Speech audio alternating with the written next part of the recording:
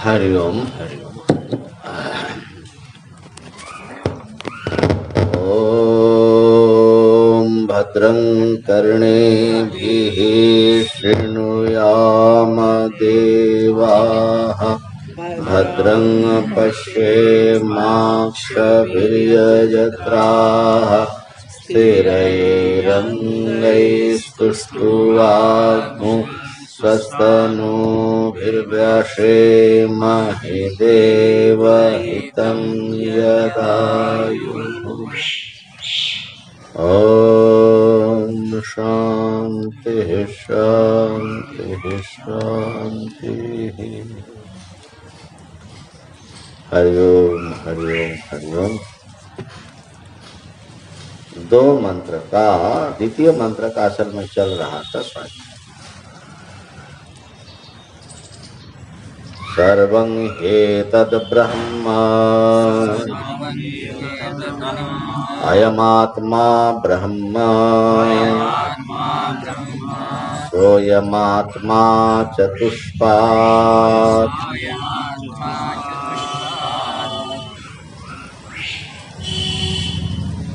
प्रथम मंत्र में ओंकार इस शब्द की सर्वात्मकता का उपदेश हुआ। ओम एतद् अक्षरम इदं सर्वम। और वो जो है इन काल के भीतर के परिच्छिन्न वस्तुएं हो वो सब भी ओंकार हैं और त्रिकालातीत वस्तु भी ओंकार है।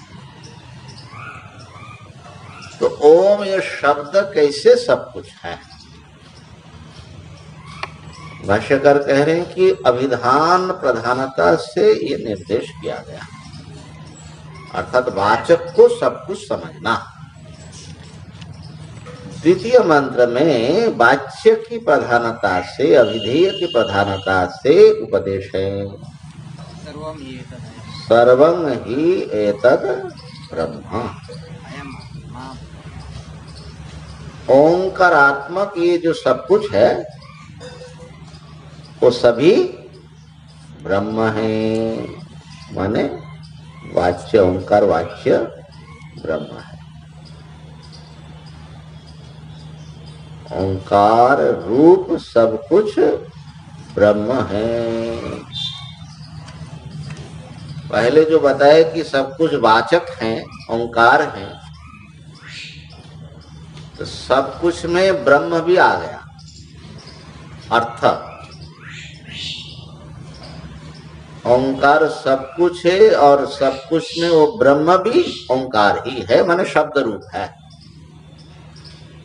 अब यहाँ पर जो है बात पलट करके कह रहे हैं, यही व्यतिहार कथन है। आज हम लोग व्यतिहार की चर्चा प्रथम क्लास में भी किया। सब में आत्मा है और आत्मा में ये पलट करके कहना, इधर से भी उधर से भी। तो यहाँ भी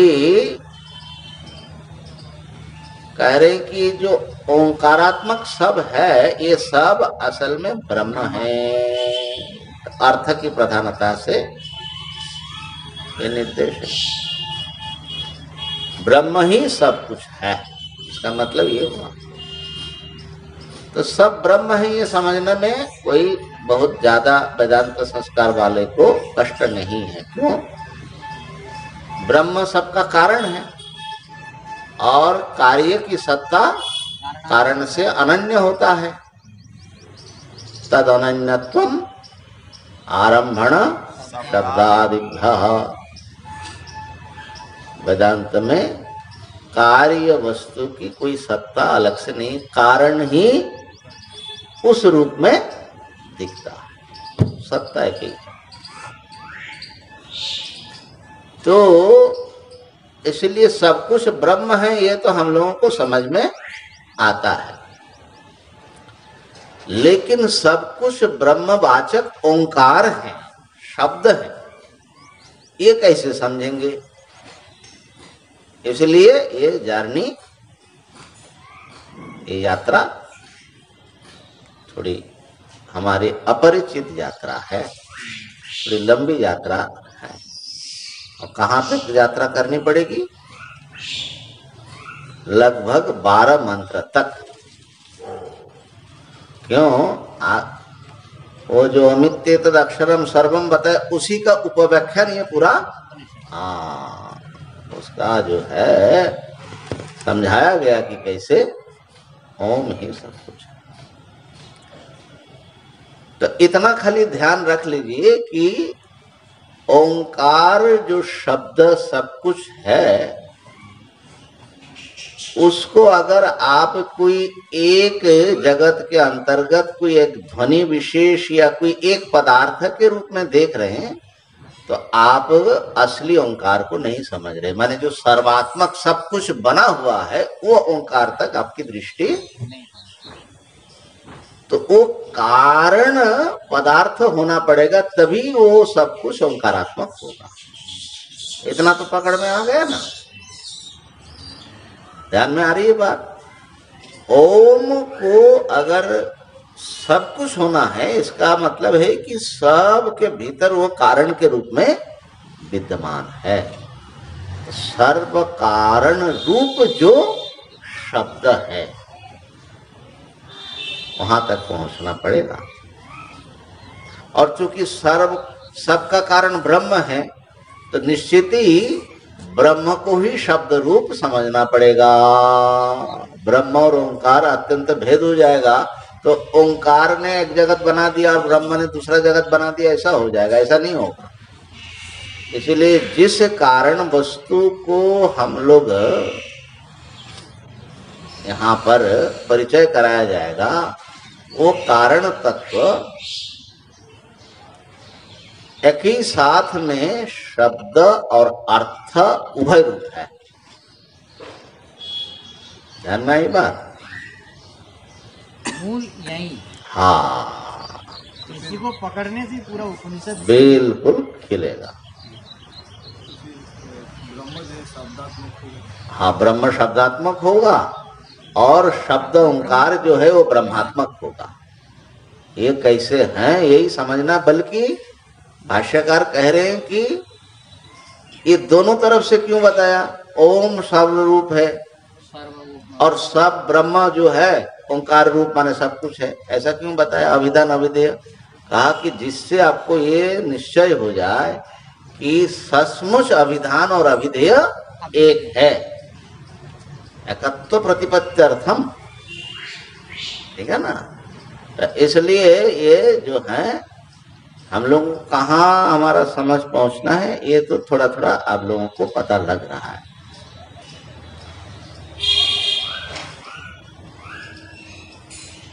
और ब्रह्म का परिचय जो है आप बहुत दूर मना ले, इसलिए अयम आत्मा ब्रह्म। भाई ये जो आत्मा अपरोक्ष है यही ब्रह्म है। और ये आत्मा करके भी कोई परिच्छिन्न वस्तु न ले। हम लोग आत्मा कहने से दूसरों से अलग अपनी आत्मा समझ रहे हैं, उस आत्मा की बात नहीं कह रहे। परिच्छिन्न नहीं है। अयम आत्मा चतुष्पाद, यही आत्मा चारों पैरों में सब कुछ नाप लिया, 4 पैर वाला है। इसकी थोड़ी चर्चा में ओंकार भी 4 मात्रिक वाला है और आत्मा चतुष्पाद, आत्मा चतुष्पाद। अब ये भी हमने विचार किया था कि ओंकार की नाना प्रकार की उपासना संप्रदाय में प्रचलित है। एक तो ओंकार को जाप्य मंत्र के रूप में एक वाचक, ब्रह्मवाचक एक शब्द है। तस्य वाचक प्रणम तज्जपस तदर्थ भावनम, ऐसा हम लोग चिंतन करते हैं। तो उसमें ओंकार ये नाम, उनका अर्थ है परमात्मा, और परमात्मा को हम पुकार रहे हैं, उनको पुकार रहे, उनका ध्यान कर रहे हैं, माने अर्थ भावना है ना, परमात्मा को पुकारते हैं। और ये माना गया कि भगवान के जितने नाम हैं, जो कि संन्यास प्रार्थी भी हैं, इसलिए थोड़ा 1-2 शब्द अधिक कह रहे, सबसे प्यारा नाम उनका ओंकार है। देखिए, आपके कई नाम हो सकता है, लेकिन कोई एक नाम होगा जिससे पुकारने से आप बहुत खुश हो जाते हैं। हो सकता है कि वो माँ ने आपको नाम दिया होगा और अच्छा नाम विकृत करके भी वो बोलेंगे, लेकिन उससे जो प्रसन्नता होती है दूसरे नाम से नहीं होती। रेस्पॉन्स तो सब में देंगे आप। तो ऐसा माना जाता है ये जो ओम है, इति एतद् अक्षरम ब्रह्मणो अभिधानम नेदिष्ठम, भाष्यकार लिख रहे। नेदिष्ठ माने ब्रह्म का अत्यंत निकट का वो जो है नाम है। और तस्मिन ही प्रयुज्यमान है, उस ओंकार का जब आप प्रयोग करते, जब करते, इसीलिए ओम ओम करते रहते वैदिक लोग भी। ब्रह्म प्रसीदति प्रिय नाम ग्रहण इव लोका, जैसे लोग जो हैं अपने प्रिय नाम का किसी ने उच्चारण किया या लिखा तो बड़े प्रसन्न हो जाते हैं। ऐसे ब्रह्म का नाम अगर कोई ओम उच्चारण कर दिया, ब्रह्म बड़े खुश हो जाते हैं। अरे अरे देखो भाई, मेरा नाम लिया है। तो इस प्रकार से आप ओंकार की उपासना कर सकते हैं, ये वाचक उपासना होगी। दूसरी उपासना भी संप्रदाय में बड़ा प्रसिद्ध है, उसको बोलते प्रतीक उपासना। ओम इस शब्द को ही ब्रह्म समझ करके परमात्मा समझ, इस ध्वनि ही ब्रह्म है ऐसा समझ करके, जैसे शालग्राम में विष्णु बुद्धि करते हैं, शिवलिंग एक पत्थर है लेकिन उसी को शिव समझ करके उपासना करते हैं, ऐसे ही ओंकार को ब्रह्म रूप मान करके। ऐसा नहीं कि ओंकार का अर्थ ब्रह्म है, ये नहीं, यही ब्रह्म है माना, मतलब शब्द को प्रतीक उपासना बोलते हैं इसको। तो इसमें आलंबन की प्रधानता होती है। पहले जो हमने नाम माना था उसमें जिसका पुकार रहे, जिसका नाम ही प्रधानता है, अर्थ की प्रधानता, इसमें शब्द की प्रधानता, किसमें? प्रतीक के रूप में जब कर रहे। तो ये तो दो प्रसिद्ध उपासना है, अपने संप्रदाय में है, अद्वैत संप्रदाय में भी है, अन्यत्र भी है। तीसरी भी एक उपासना है जो नादानुसंधान के रूप में हमने कहा था। ओम ओम ओम ओम ऐसा एक नाद बनता है, और बोलते हैं कि वो नाद जो है सारे विश्व में व्याप्त है। विश्व व्याप्त उस एक अखंड नाद का अनुसंधान करना। तो ये नाद और शब्द में क्या भेद हो जाएगा? ये शब्द वाला जो उपासना करेगा और जो नाद वाला उपासना करेंगे, दोनों में क्या भेद होगा? बहुत भेद हुआ ना। एक प्रतीक नहीं नहीं, नाद का अनुसंधान। नाद कैसा होता है? ओम, और ओ जो है धीरे धीरे मन एकाग्र हो करके, मन समाहित हो करके फिर वो विराट नाद में, ये जो है योग मार्ग में और तंत्र मार्ग में इस प्रकार नादानुसंधान है। और संभव है कि अपना भी रहा होगा, माने ये सब पास पास के हैं। और भी कई प्रकार के ओंकार की उपासना, अक्षर का भी उपासना करते हैं, अक्षर अजय कैसे। अब उन्होंने जो एक अक्षर जो लिखावट को उन्होंने प्रतीक बनाया, वो हमारे जो शास्त्र हैं उसके उससे इतना समर्थित नहीं है। जो लिखते हैं हम लोग, लिपि है, वो लिपि शब्द का प्रतीक और शब्द उसका प्रतीक है, ठीक है ना। तो इसलिए लिपि का नाम ओम नहीं है। लिपि देख करके हम ओम जो बोलते हैं उसका नाम ओंकार है, उसको यहाँ पर प्रतीक बनाओ या वाचक बनाओ, उसकी चर्चा। चलो वो तक भिन्न प्रसंग। तो लेकिन यहां पर जिस ओंकार उपासना की चर्चा है वो न नादात्मक है, न प्रतीकात्मक है, और नहीं नाम और नामी को भिन्न मान करके जो उपासना की जाती है वो है। ये एक अलग ही चीज है। हमको भी पहले ये समझ नहीं था, धीरे धीरे अनुशीलन करने से। यहाँ पर वाचक को, वाचक अभिधान नाम को सचमुच नामी से अभिन्न समझना है।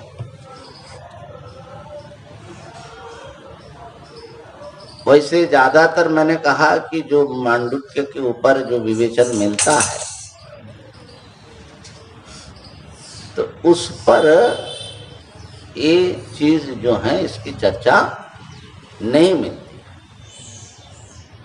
ज्यादा से ज्यादा वो यही कहेंगे, एक तो ये जो चतुष्पाद है आत्मा का, जागृत स्वप्न सुषुप्ति और उसका साक्षी या अधिष्ठान का अनुसंधान, इस पर फोकस रहता है ज्यादा।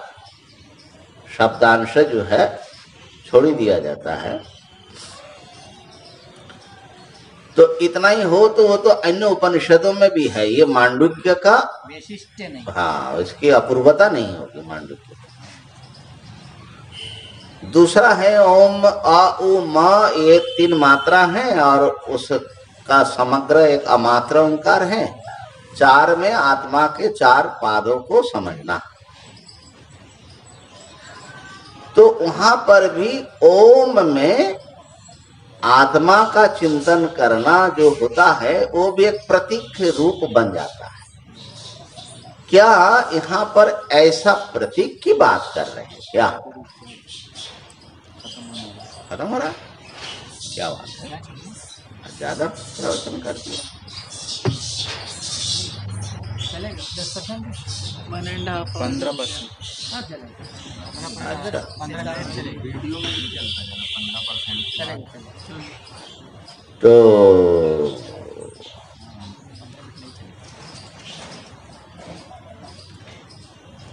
ये बात प्रश्नोपनिषद में आया है। एक एक मात्रिक ओंकार के उपासना, फिर समग्र उपासना की चर्चा प्रश्नोपनिषद में भी एक ओंकार उपासना का संदर्भ। तो वो हो तो आसान हो जाता है। हम अ उ म, अकार का मतलब वैश्वानर, उकार का मतलब हिरण्यगर्भ, मकार का मतलब ईश्वर प्रज्ञ, ये सब। और उसका जो है तो वो एक उपासना ओंकार को एक प्रतीक के रूप में पकड़ करके हम आत्मानुसंधान कर रहे हैं। ये हो सकता है और होता है।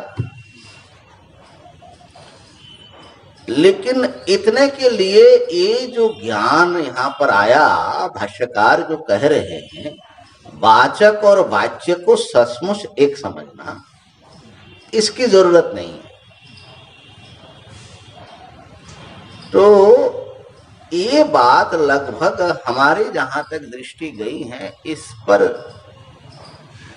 ज्यादा चिंतन हमने पाया नहीं। चाहे मूल टीकाएं हो या व्याख्यान हो, प्रवचन हो, ये अंश छोड़ देते। आकर्षणीय सबसे ज्यादा समझ में जल्दी आता भी है, जागृत स्वप्न सुषुप्ति तुरीय, वो मुख्य आकर्षणीय हो जाता है। फिर एक एक मात्रा में एक एक ओंकार के उसमें एक एक अवस्था को लेते जाना।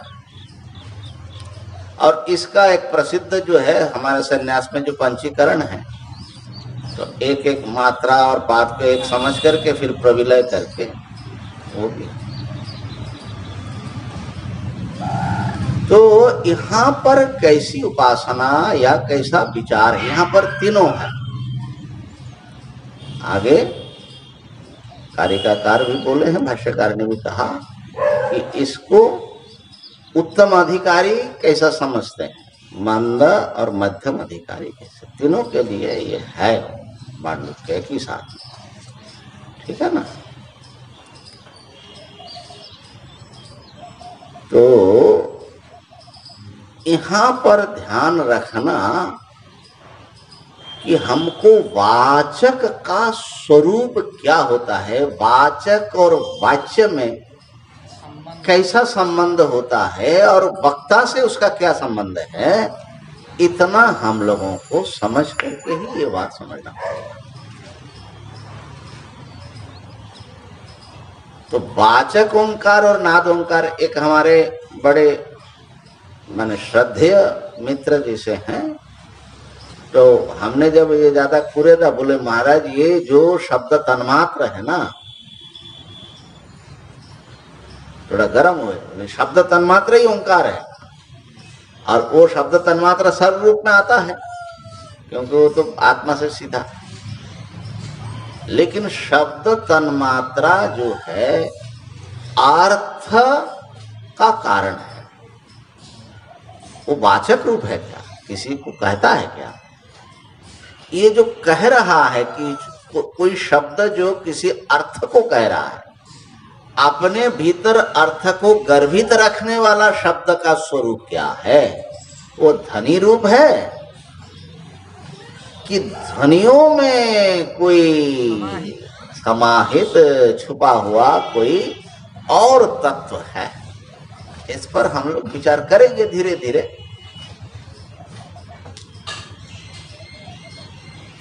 तो यहां पर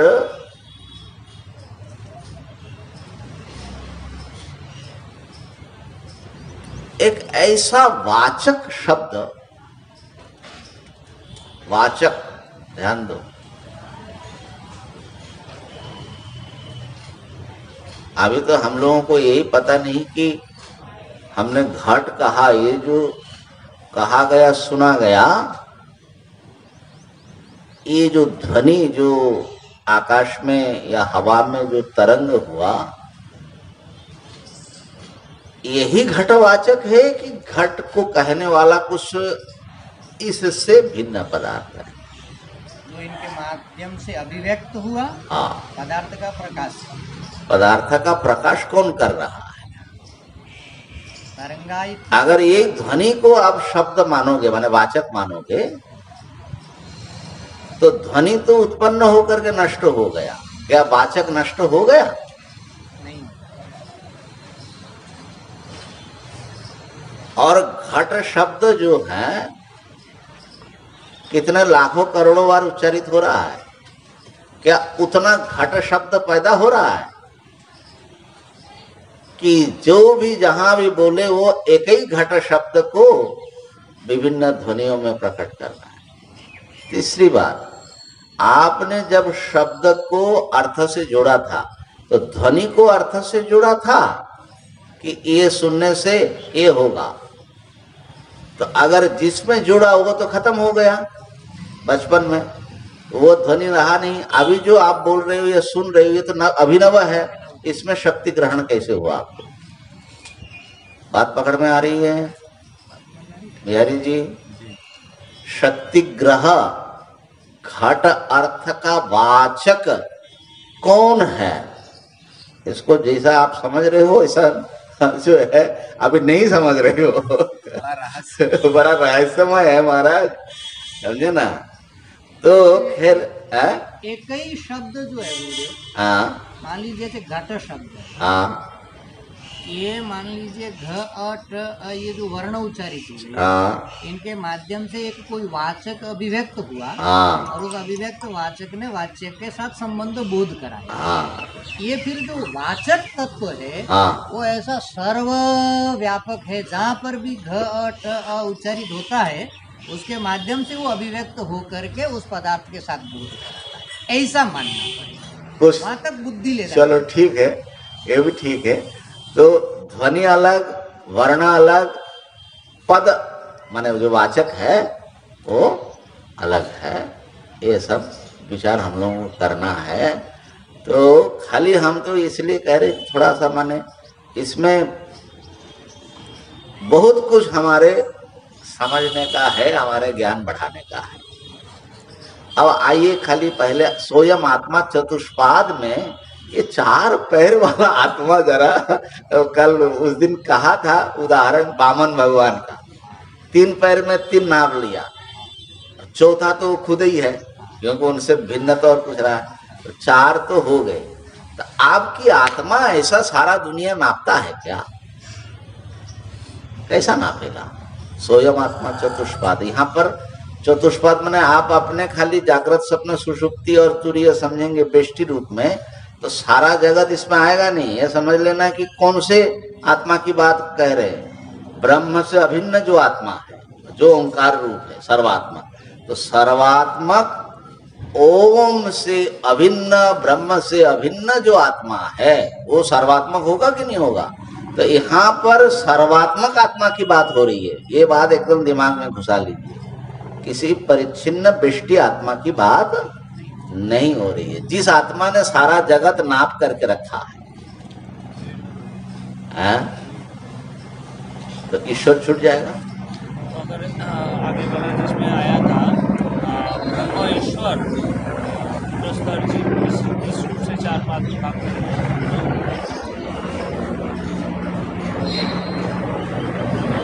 तो इस रूप में 4 पाद अगर भाग करोगे, तो ये तो भाग तो किया हुआ है, यहाँ तो 4 पाद भाग किया हुआ है। लेकिन कौन से आत्मा, भाग तो तुम किसी भी करो, कौन से आत्मा तुम्हारी बुद्धि में आ रही है आत्मा शब्द से?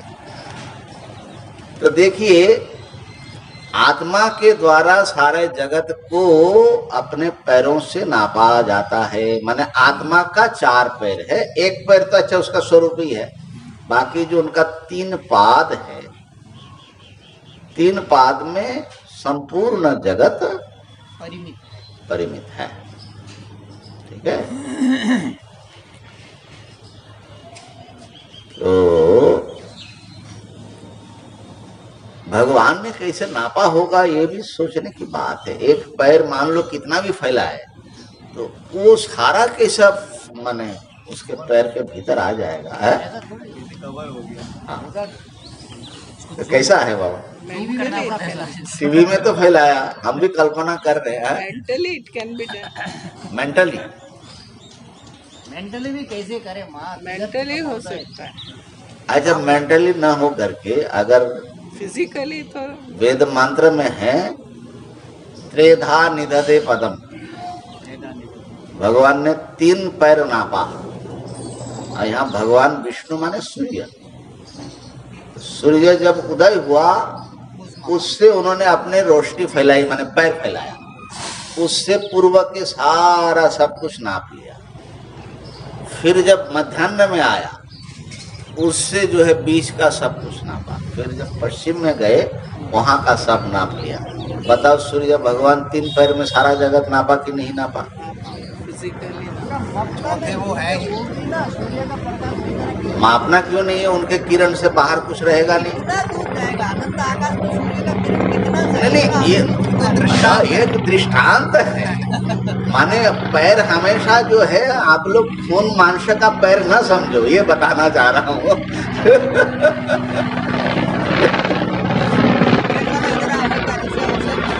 भगवान का पैर आ जा रहा है क्या? अरे भैया,